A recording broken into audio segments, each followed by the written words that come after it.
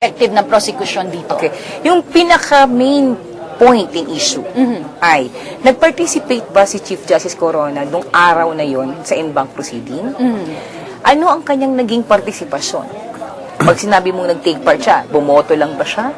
Siya ba ang naging dahilan? At sinasabi namin na dahil nga sa kanyang pag-respond sa letter, siya mismo ang nagsiguro na ma-recall yung desisyon. So, crucial yung testimonya ng mga Supreme Court Justices para ikwento na ano ba talaga nangyari noong en banc proceeding.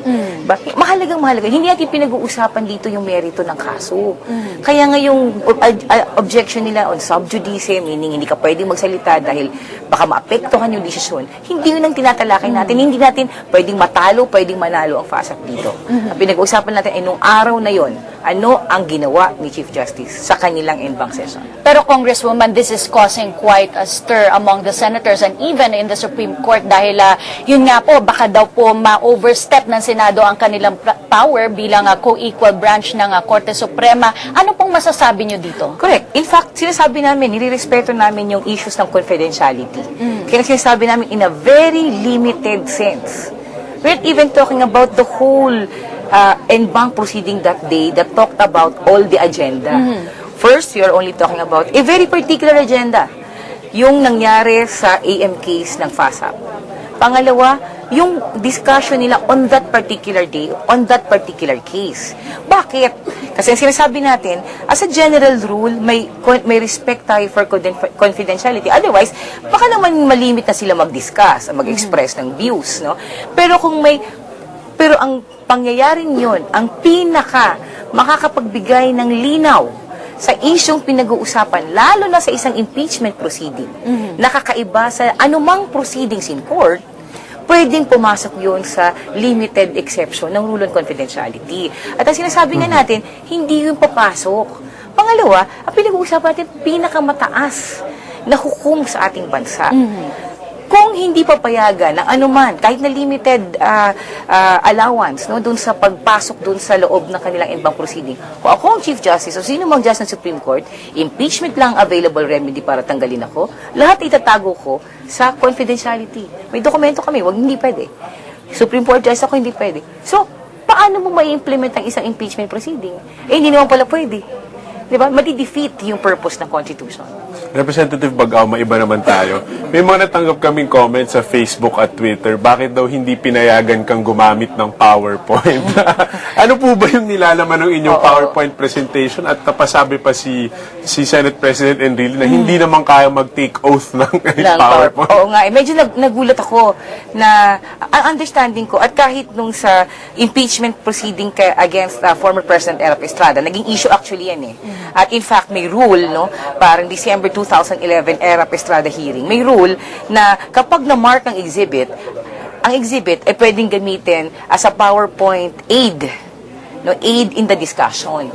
So, ginamit namin yun na basis na dahil meron ng president, di ba, diniscuss na yan. Pangalawa, aid. Ibig sabihin ay, gusto lang namin na habang pinag-uusapan, nag-uusap tayo ng 4 na desisyon eh. Habang tinatalakay ko siya with the witness, naintindihan at nasusundan ng mga senators, ang pinag-uusapan natin ay 2008 decision. Ang pinag-uusapan natin ay 2009. 2011. Kasi nga, sabi nga ng FASAP, more than 14 years. So, hindi mahirap na nag-uusap tayo sa witness ng desisyon, may pinabasa siyang dokumento, nanonood lahat, at ang mga senators, no, ano bang pinag-uusapan nyo dyan, di ba? Kung ang gusto nga natin establish yung facts, at hindi naman bawal, of judicial notice naman ang decisions. Ibig sabihin, required tayo na alam natin lahat yan. Pinapakita lang natin para nasusundan yung diskusyon. Wala sanang mali. In fact, kung pinayagan sana niya ako, hindi siya pa ulit-ulit na magtatanong anong dokumento na ang pinag-uusapan nyo. At kung napansin nyo doon sa buong conduct ng direct testimony, lagi siya nagtatanong, anong decision ba yan? Anong GR number ba yan? Anong date ba yan? Gusto ko sabihin, kung pinayagan niyo sana ako, di sabihin ko lang, ayun po, di ba, malinaw naman sa PowerPoint. Yun lang talaga yun. So, yun lang po yun. Bahagi lang po yun ng didiskusyon nyo naman. Oo, siya ay PowerPoint guide na ang content ay decisions. Things na sinasabi nga mismo ni Senate President are already recognized. Not only by the Senate Court, but admitted by the defense.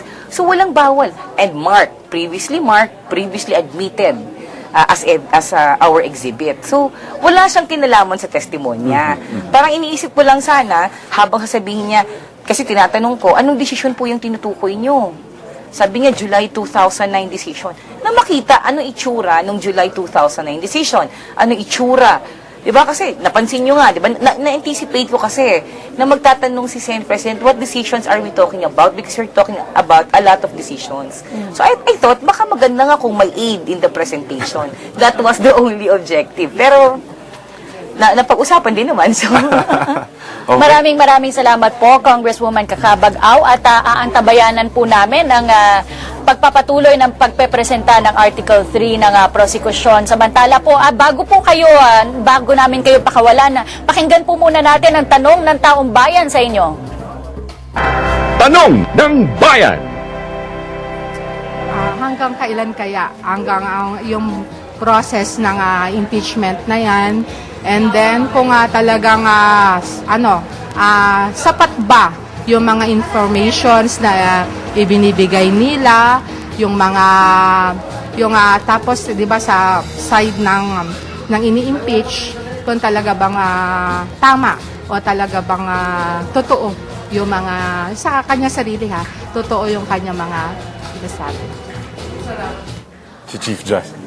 Okay, yun po ang tanong ng taong bayan para sa prosecution team. Unang-una, medyo tatlong tanong yun. Unang-una, hanggang kailan? Parang yun ang tanong ng lahat, no? Hanggang kailan po ba ito magtatagal? Iniisip namin sana mabilis din. Alam mo, lugi tayong lahat. Defense, prosecution, ang daming pending bills. No? Pag umaga, dumatakbo kami sa House para umattend ng committee dahil pinapa-approve namin yung aming mga pending bills. Gusto din namin itong mabilis. In fact, sinasala namin ngayon yung mga testigo na tayong pinaka-critical at pinaka-importante mag-establish ng ultimate facts. Ayun ang may present. So hopefully, halimbawa po sa aming side sa Article 3, hindi po namin inaasahan na nahihigit po ito ng isang linggo. At para makamove on to the next article. Kaya, iniisip namin dapat sana mabilis. Ngayon, tama po ba yung mga aligasyon? Naniniwala po talaga ako na yun pong complaint na final namin ay nag-allege ng impeachable offenses.